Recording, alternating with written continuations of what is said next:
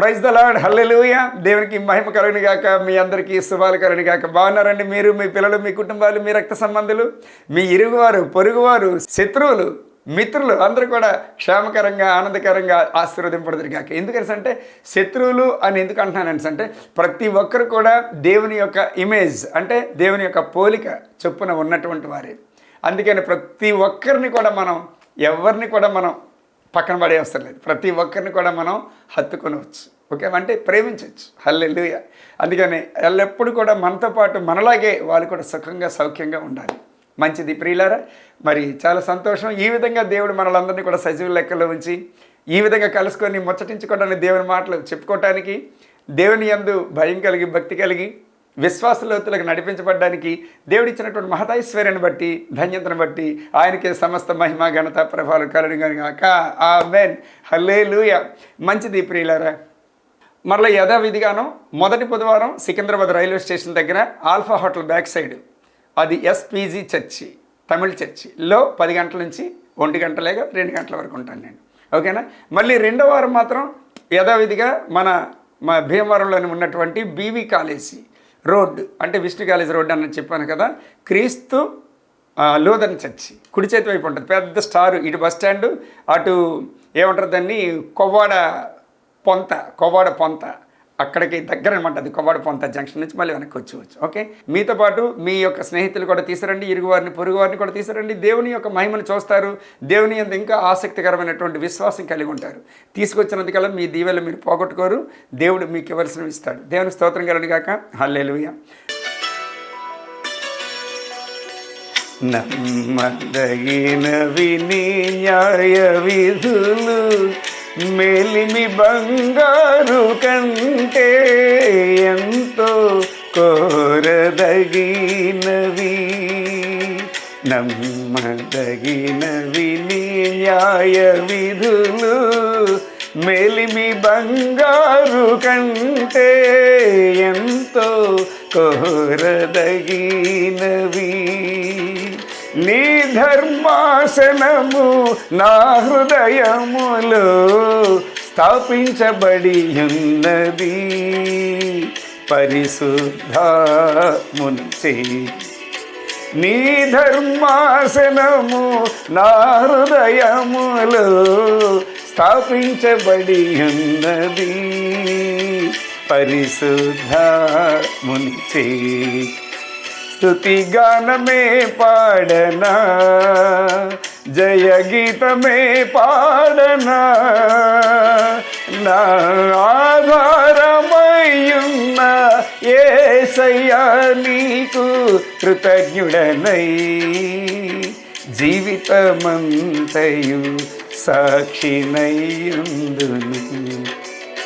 స్తుతిగానమే పాడనా.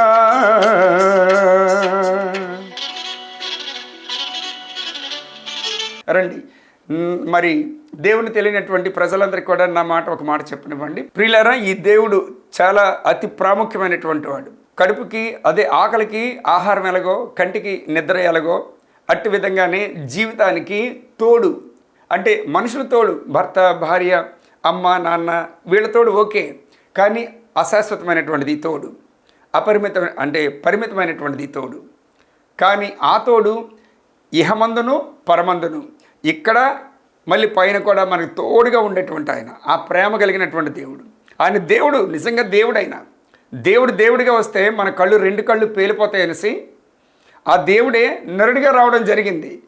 ఆ నరుడే ఈ రోజున మనతో మాట్లాడి పరలోకంలో ఉన్నటువంటి విషయాలు ఏవేవైతే ఉన్నాయో వాటన్నిటిని కూడా బోధించి, మీరు నా దగ్గర రావాలంటే మీకు ఒక అడ్డుగోడ ఉంది.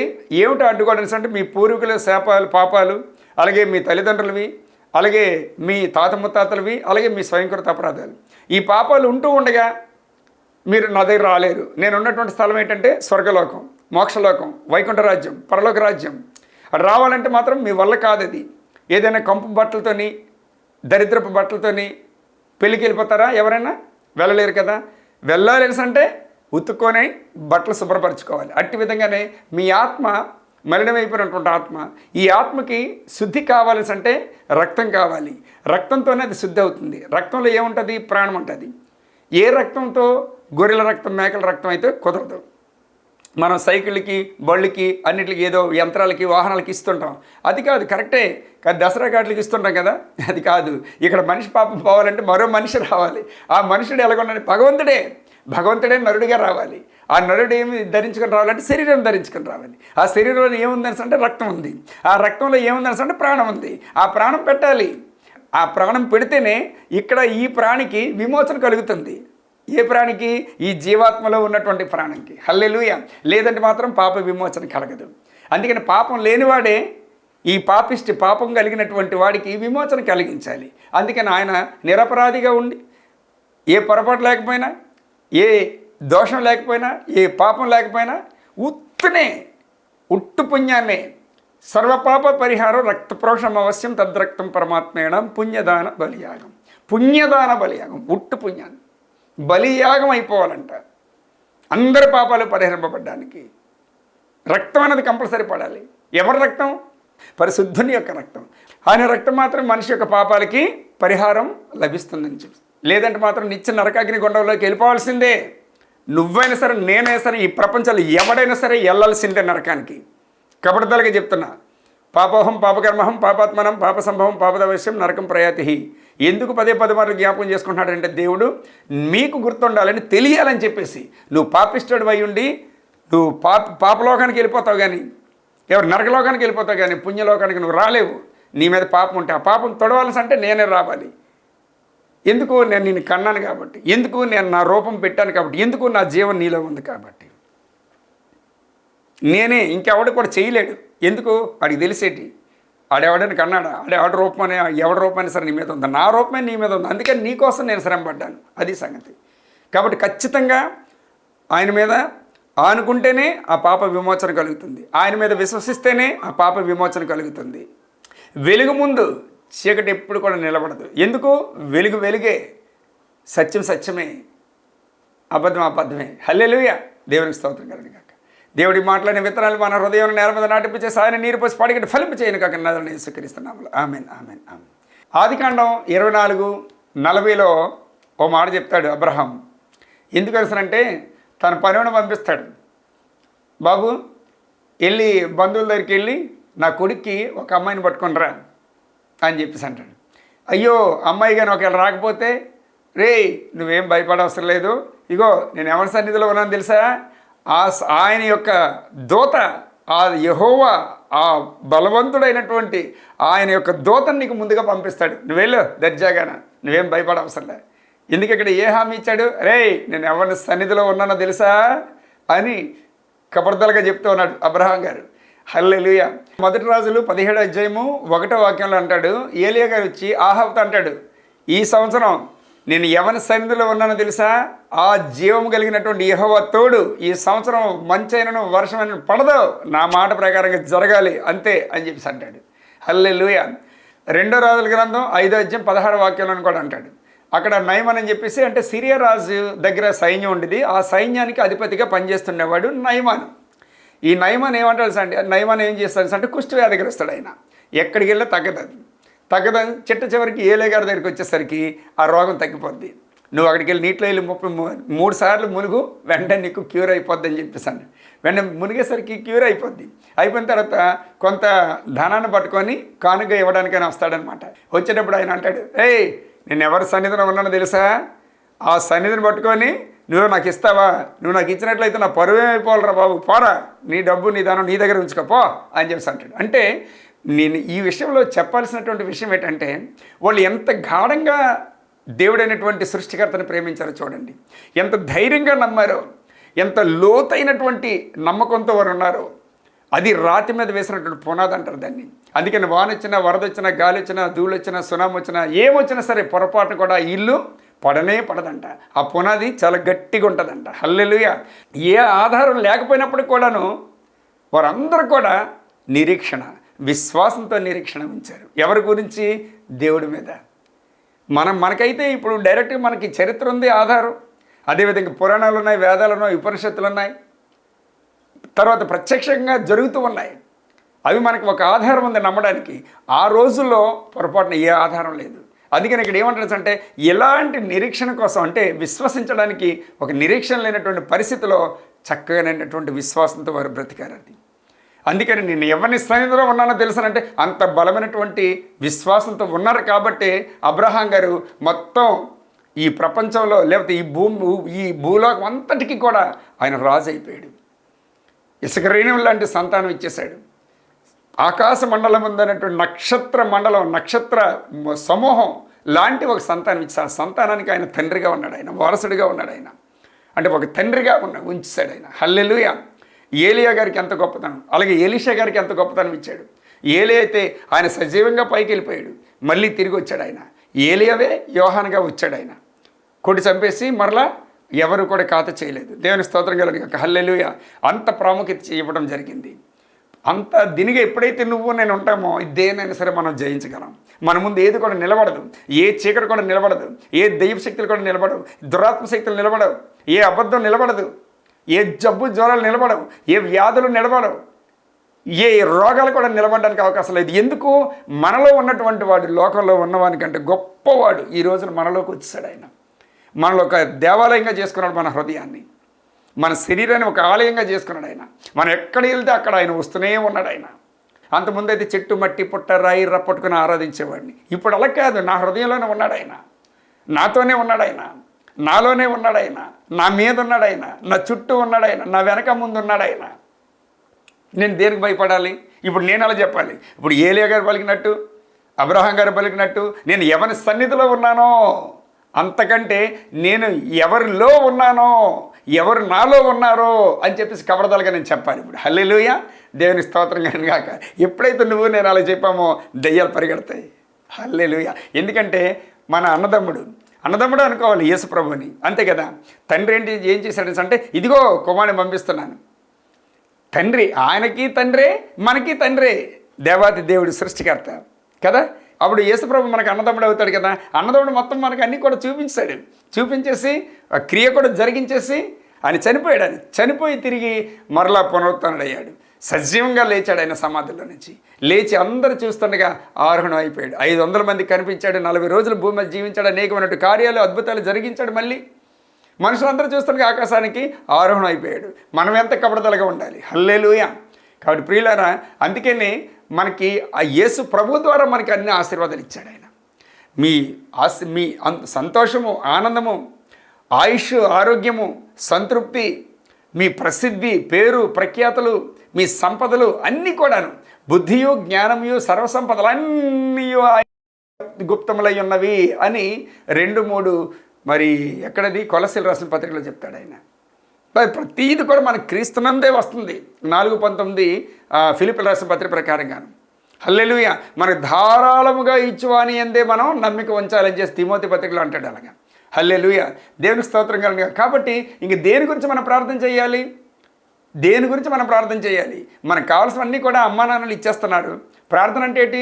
ఇవ్వమని, తెమ్మని, చూడమని, రక్షించమని, కాపాడమని, ఇవే కదా ప్రార్థనలు. మొత్తం అన్నిటికీ ఆయన ప్రొటెక్షన్ ఇచ్చేశాడు. అక్కడ దుష్టుడు ముట్టుకోకుండా చుట్టూ కంచె వేశాడు. నీకు ఎప్పటికప్పటికే ఆహారం సిద్ధపరిచి ఇచ్చేశాడు. నీకు ఆరోగ్యం కూడా ఇచ్చేశాడు. ముందుకున్నాను ఆయన పొందినటువంటి గాయముల ద్వారా నువ్వు స్వస్థపరచబడి ఉన్నావని చెప్పేసి 1 పేతురు 2:24 ప్రకారంగా ఇచ్చేశాడు. ఇంకేటి కావాలి నీకు? సంతోషంగా నువ్వు బ్రతికినన్నాళ్ళు కూడా సంతోషంగా ఉండరా బాబు అని చెప్పేసి ఆయన లోకసువార్తలో 1వ అధ్యాయంలో ఇచ్చేశాడు. ఆయన నిర్భయంగా నువ్వు బ్రతికరా బాబు అని చెప్పేసి 1వ అధ్యాయం 75లో ఇచ్చేశాడు. ఆయన తర్వాత నువ్వు మొత్తం పాపంతో నిండిపోయినటువంటి నీ యొక్క శరీర ప్రాణాత్మలు అన్నిటికీ ఆయన మందుగా పనిచేశాడు. ఆయన యొక్క రక్తం మందుగా పనిచేయించాడు. ఆయన ఆ మందు అనమాట, ఆ మెడిసిన్ కూడా ఇచ్చేసి కంప్లీట్ క్లీన్ చేసి పడేశాడు. ఇంక దేని గురించి ప్రార్థన చేస్తావు? నువ్వు చేయాల్సింది ఏంటంటే ఆయన ప్రతి క్షణం కూడా ఆయన మాటను తీసుకొని కృతజ్ఞతాస్తుతి చెల్లించడం. ఏంటి ఆ మాట? తల్లిదండ్రులు ప్రేమించు అన్నాడు. తల్లిదండ్రులు కూడా మనం గౌరవించాలి. తల్లి మాటకి తండ్రి మాటకి వ్యతిరేకం చెప్పకండి అని అన్నాడు.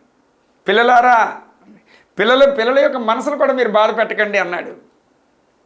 తల్లిదండ్రులు కూడా పిల్లలు బట్టి చేయాలి. అది అతన్ని ప్రేమించడమే, అతన్ని వర్షిప్ చేయడం, అతన్ని గణపరచడం, అతన్ని స్తుతించడం. ఇవే ఆయన మాట వింటే చాలు ఆయన స్తుతించేటట్లు అవుతుంది. నీ పొరుగు వాడిని కూడా ప్రేమించు. నిన్ను వలే, అది గణపరచడం అవుతుంది. పేదవాడి దగ్గరికి వెళ్ళి నీకు కలిగింది ఇవ్వు, అది అతన్ని గణపరచడం అవుతుంది, అతన్ని మహింపరచడం జరుగుతుంది. ఏ ఒక్కరిని కూడా నీ మాట ద్వారా బాధ పెట్టకు. నీ మాట ద్వారా నువ్వు పట్టబడతావు, నీ మాటే నిన్ను చిక్కబడుతుంది అని చెప్పి 6:2 సామెతల గ్రంథంలో సెలవిచ్చాడు ఆయన. సామెతలు 19:21 కూడా చెప్పాడు, నీ నాలుక మీద జీవన మరణాలు ఉన్నాయని చెప్పి. ఆ నాలుగుతో ఎవరిని బాధ పెట్టకు, తక్కువ మాట్లాడు, ఎక్కువగా విను, అప్పుడు మంచిగా బాగుంటుంది. ఏ మాట పడితే ఆ మాట నో. నీ మాట ఏంటంటే ఉప్పేసేటట్లు ఉండాలి. నీ శరీరం ఉందని అని చెప్పేసి ఎవరిని పడతా అని ఏమనకూడదు. అందరినీ కూడా ఒకవేళ సమాధానం పడడానికి నువ్వు చేసుకో, సమాధానం వెతికి నువ్వు ప్రాకులాడు అంటాడు సమాధానం కొరకు. ఒకవేళ ఎవరితోనైనా వైరం ఉందనుకోండి, అరే ఏమనుకోవద్దురా, రోజు ఏదో కోపం పడి అనేసని ఏమనుకోవద్దురా, అయిపోయింది. వాడికి మనకి ఏముండదు, ఇంకా ఫ్రీ అయిపోతాం. వాడి మనసులో అలజడి ఉండదు, మన మనసులో అలజడి ఉండదు, ఫ్రీ అయిపోతాం. అదే అతన్ని స్తుతించడం, అదే అతన్ని గణపరచడం. మనకి ఎక్కువ వైరం ఎక్కడ వస్తుంది తెలుసు? మన బంధువులు, మన చుట్టాలు, మన ఇరుగువారు, మన పొరుగువారు, వీళ్ళతోనే వస్తుంది వైరం. వాళ్ళతోనే మనం సమాధానంగా ఉండాలి. అది చాలా కష్టం కాదు. అది నన్ను అంటాడు అలాగే అంటాడా, నా ప్రాణం గొంతులో ప్రాణం ఉంటుండగా నేను అడిగి పొరపాటు అడు మొహం చూడండి, నేను అడితో మాట్లాడను నేను అసలు అని చెప్పేసి పట్టుబట్టేస్తాను. ఎంత పట్టుదలో, అది చాలా కష్టం. ప్రియులారా, ఏదైనా సరే ప్రభు మనల్ని క్షమించాడు కాబట్టి మనం కూడా ఇతరులకు క్షమించడం. ఎప్పుడైతే నువ్వు క్షమించేటువంటి గుణం నీకు వచ్చేసిందో అతను నువ్వు గణపరిచినట్టు వస్తుంది. నన్ను గణపరిచేవాడిని నేను గణపరుస్తాను, నన్ను ప్రేమించిన వాడిని నేను ఆస్తిపరుడిగా చేస్తానని చేసి 8:21 సామెతల్లో ఉంది. అది అంటే నేను ప్రార్థన అవసరం. Stop your prayer, start your praising ఇంగ్లీష్లో. నీ ప్రార్థన ఆపు, దేవుని స్తుతించడం ఆరంభించు, అప్పుడు నీకు మేలు కలుగుతుంది. ప్రభా రక్షించు రక్షించు రక్షించు, లోకం రక్షించు రక్షించాల్సి అంటే రే పిచ్చోడా, ఎప్పుడో రక్షించేస్తాను రా, 2000 సంవత్సరాల క్రితం ముందే ఈ లోకాన్ని అంతటినీ కూడా నేను రక్షించాను. అదిగో లోక పాపములు మోసుకొని పోవచ్చున్నటువంటి దేవుని గొర్రెపిల్ల అని విన్నావా ఎప్పుడైనా? లేదా? మహానుభావులు ఉన్నారు, మహానుభావులు, మహాన్ తల్లులు.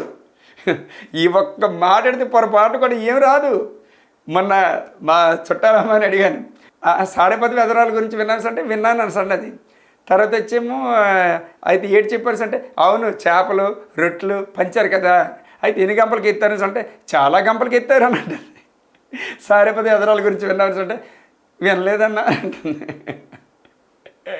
ఎప్పుడు వాళ్ళు పుట్టి క్రైస్తవులు, వాళ్ళు మహానుభావులు, దేవుని స్తోత్రం కలిగి. అంటే వాళ్ళు అనేటువంటి పని కాదు, కానీ మొదటి నుంచి కూడా తల్లి సంఘాలు పిల్ల సంఘాలు, తల్లి సంఘాలు పిల్ల సంఘాలు అని చెప్పేసి వెళ్ళడం అదొక అలవాటు ప్రకారం, ఆనవాయితీ, ఆచార ప్రకారం, సంప్రదాయాల ప్రకారం వెళ్ళిపోవడం. అందుకనే అపవాది మనల్ని దున్నుకుంటాడు ప్రతి దానికి కూడా. వాళ్ళకి ఇవ్వడం ఏంటో తెలియదు, మనిషిని గౌరవించడం ఏంటో తెలియదు, మర్యాద ఇవ్వడం ఏంటో తెలియదు, ప్రేమించడం ఏంటో తెలియదు. అది ఎప్పుడు వాళ్ళ మీద వీళ్ళ మీద వాళ్ళ మీద వీళ్ళు. ఓ తండ్రి ముందే అవమానపరచడం, తల్లి ముందే తండ్రి అవమానపరచడం, పిల్లలేమో నెత్తికి ఎక్కించుకోవడం, ఇవన్నీ ఈ విధంగా పాడు. దేవుని స్తోత్రం గారని కాక. అందుకని రక్షించు ప్రభువా లోకాన్ని అంటే ఎప్పుడో నేను రక్షిస్తాను సార్. ప్రభువా నన్ను కాపాడు, నన్ను కాపాడు, అరే నేను కాపాడను, దోతలు నన్ను చుట్టూ చూడు ఒకసారి. ప్రభువా నన్ను చేయి పట్టుకో, నన్ను వదలకు ప్రభువా, నన్ను వదలకు ప్రభువా, ఇదిగో నా చేయను అంటే రే నిన్ను ఎప్పుడు కూడా విడవను ఎడబాయనని చేసి ప్రామిస్ చేశాను. చూడు హెబ్రీయులకు రాసిన పత్రిక 13వ అధ్యాయం 5వ వాక్యం. ఇంకెక్కడ చెప్పు, ఏ విధంగా ఎప్పుడు నిన్ను వదిలేశాను, ఏ మేలు చేయకుండా ఎప్పుడు నిన్ను పక్కన పడేసాను చెప్పు, ఎప్పుడు నిన్ను ఆదుకోకుండా ఉన్నాను చెప్పు, ఎప్పుడు నిన్ను నిద్రపోయాను, నిన్ను కాపాడుకున్నాను, ఎన్నిసార్లు నేను నా చేతులతో నిన్ను తప్పించలేదు ఆ ప్రమాదాల నుంచి, ఆ ఇబ్బందుల నుంచి. ఎన్నిసార్లు ఒకసారి జ్ఞాపకం చేసుకో. ఎన్నోసార్లు నీ మీదకి వచ్చేసాయి, ఉరుమురుమునట్టు కొంపలు మునిగిపోయినటువంటి పరిస్థితి కూడా నీ మీదకి వచ్చేటప్పుడు నేనే తప్పించాను, గుర్తు చేసుకో. ప్రార్థన చేయవసరం లేదు, నేను చేసిన వాటి అన్నిటికీ కూడా కృతజ్ఞతాస్తుతులు చెల్లించు చాలు. కృతజ్ఞతాస్తుతులు చెల్లించు. దేవుని స్తోత్రం కలండి కాక. కాబట్టి ప్రియులారా, మన ప్రార్థనలు తక్కువ చేద్దాం, ప్రైజింగ్ ఎక్కువ చేద్దాం, దేవుని స్తుతించి గణపరిచేటట్లు ప్రతి ఒక్కరు కూడా సహాయం అందిద్దాం, దేవుని ప్రేమిద్దాం. దేవుడు మనకి ఇచ్చినట్టు పంటలో తీసి దశభాగం కాదు, నువ్వు తీసేలా ఇవ్వు. నీ ఏ సన్నిధికి వెళ్తున్నా ఆ సన్నిధి విశ్వాసంతో ఇవ్వు. ఖచ్చితంగా నీ విశ్వాసం నిన్ను బాగు చేస్తుంది. నీ విశ్వాసం చెప్పున నువ్వు అభివృద్ధి పరచబడతావు. అంతే. ప్రభువా నేను మనిషికి ఇవ్వట్లే, ఇది ఇస్తున్నాను అంతే, ఆయన ఏం చేసుకుంటా చేసుకొని లెక్క ఆయన అప్పచెప్పుకుంటాడు, ఇచ్చేసాయి. మరి ఏది లేకపోతే ఏం చేస్తాం? మరి ఎక్కడికి వెళ్తే అక్కడ నెమ్మది నేల దొరకాలంటే కష్టం, మంచి నేల దొరకాలంటే కష్టం. కాబట్టి కానివ్వండి. నీ మనసుకు తెలుసు, నీ మనస్సాక్షి నీకు గద్దిస్తుంటుంది. నీ మనసు నీ మీద నిందారోపణ చేయకుండా ఏ పనైనా సరే ప్రభుకి ఇష్టంగా నువ్వు చేయి, అది దీవెన. ప్రభుని స్తుతించినట్లు, ప్రభుని గణపరిచినట్లు, ప్రభుని మహింపరిచినట్లు. హల్లెలూయా. అట్టి విధంగా చేస్తేనే ప్రభుకి మనకు సంబంధం కుదురుతుంది. హల్లెలూయా. వర్షిప్ చేసిన, వాక్యం బోధించిన, దేవుని స్తుతించిన, దేవుని యొక్క హృదయం మన హృదయం కూడా కలిసిపోవాలి, కనెక్ట్ అయిపోవాలి. రెండు కూడా లీనమైపోవాలి, మిళితమైపోవాలి, మిక్స్ అయిపోవాలి. అదే అసలైనటువంటి దీవెన, ఆశీర్వాదం. వాక్యాన్ని ఎక్కువ చదవండి, అది దేవుని స్తుతించినట్టే. కాముగా ఉండండి దేవుని సన్నిధిలో, అది దేవుని స్తుతించినట్టే. నలుగురు కూడుకొని మొత్తం ఫ్యామిలీ ప్రేయర్ చేసుకొని దేవుని పాటలు పాడండి, అది దేవుని స్తుతించినట్టే. మీ సాక్ష్యాలు అనేక చోట్ల చెప్పండి, అది దేవుని స్తుతించినట్టే. ప్రభు చేసినటువంటి మేళ్ళు, ఉపకారాలు, అద్భుతాలు, ఆశ్చర్యకార్యాలు ఇతరులతో పంచుకోండి, అది దేవుని స్తుతించినట్టే. మీకు ఏదైనా సాక్ష్యం మీ కంటికి కనిపించింది అనుకోండి, ఆ సాక్ష్యాన్ని ఇతరులకు పంపించండి, అది దేవుని స్తుతించినట్టే, గణపరిచినట్టే. సంవత్సరానికి ఒక టార్గెట్ వేసుకొని మొత్తం తీసుకెళ్ళడానికి పూనుకోండి. ఒక నియమం పెట్టుకోండి, ఒక రూల్ పెట్టుకోండి. ఈ సంవత్సరం నేను దేవుని సన్నిధికి ఒకరిని తీసుకొని వెళ్తాను ఖచ్చితంగా. అలా ప్రతి ఒక్కరు పెట్టుకోండి. ఆ సంఘం 100 మంది ఉన్నారనుకోండి, 100 మంది ఒక్కొక్కరు తీసుకెళ్ళినట్లయితే 100 మంది కలిపి ఎంత? ఒక్కొక్కరు తీసుకెళ్తే మరొక 100 మంది 200. ఆ 200 మంది మరొకరిని తీసుకెళ్ళినట్లయితే 400 అవుతాయి మరో సంవత్సరానికి. ఆ 400 మంది ఒక్కొక్కరిని తీసుకెళ్ళినట్లయితే 800 మంది అయిపోతారు. అట్టి విధంగా కంకరం కట్టుకోండి, దేవుని మహింపరచండి. ఇది సేవకుని గురించో లేకపోతే ఇంకేం దేని గురించో కాదు, మీ గురించి ఆశీర్వాదాలు విడుదలైపోతాయి. మీ మీదకి, మీ పిల్లల మీదకి, మీ కుటుంబంలోనికి, శరీరాల మీదకి, హృదయాల మీదకి, మనసుల మీదకి, జీవితాల మీదకి, భవిష్యత్తుల మీదకి, ఆర్థికంగా, మానసికంగా, శారీరకంగా, ఆత్మీయంగా పొందుకుంటారు బలాన్ని. అనేక మందికి ఇచ్చేవారుగా ఉంటారు. మీరు దేవుని మాట ప్రకారంగా చెయ్యండి. మీ సంపాదన అంతట్లో కూడా ఇవ్వండి ఖచ్చితంగా. మీరు పంటతో పాటు విత్తనాలు కూడా తినేసి దేవరకలు అయిపోకండి, పకీర్లు అయిపోతే మరి ఎవరు ఆదుకోరు, ఇంకా ఎవరు ఆదుకునే పనే లేదు ఇంకా. హల్లెలూయా. అటు విధంగా దేవుని స్తుతించండి, గణపరచండి, ప్రార్థనలు పక్కన పెట్టండి. అయితే ఇతరుల కోసం ఆల్రెడీ మొత్తం లోకం అంతటి గురించి కూడా ఆయన వెల చెల్లించాడు. ఆయన ప్రభు కాకపోతే ఒకసారి దర్శించండి, లేకపోతే ఈ మాట చెప్పండి.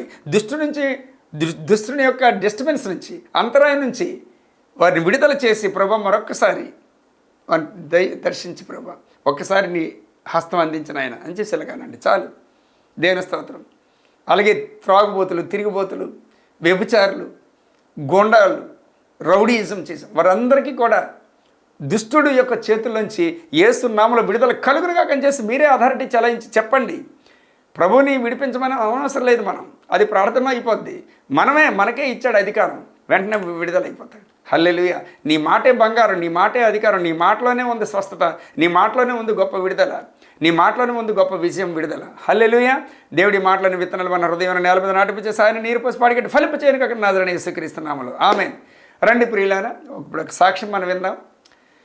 ఇప్పుడు ఈ సాక్ష్యం ఏంటంటే, చూసారా మనకి పిట్స్ అంటే బీపీలు, షుగర్లు, థైరాయిడ్లు, గ్యాస్ట్రిక్లు అంటాం కదా, అందులోని ఇది కూడా పిట్స్ ఒకటి. ఇవన్నీ కూడా దురాత్మలు తీసుకొచ్చినటువంటివే. ఆ పిల్లోడికి 3 సంవత్సరాల వరకు బాగుందంట, అంతే పుట్టి. 4వ సంవత్సరం నుంచి ఇప్పటివరకు కూడా, ఇప్పుడు 9th చదువుతున్నాడు ఆ పిల్లోడు, ఇప్పటివరకు ఆ పిట్స్ బాధిస్తూనే ఉంది. పిట్స్ అనే దెయ్యం. ఎప్పుడైతే ఫోన్లోని మంచిలు తీసుకొని ప్రార్థన చేశానో వెంటనే క్లియర్ అయిపోయింది. అప్పటి నుంచి ఎంతవరకు కూడా ఏమీ రాలేదు. దేవుని స్తోత్రం కలిగాక ఒకసారి ఆ సాక్ష్యం మనం విందాం. నా పేరు మిల్కీ శివర్. నేను పుట్టిన 3 సంవత్సరాల బాగానే ఉన్నాను. 4వ సంవత్సరం నుంచి నాకు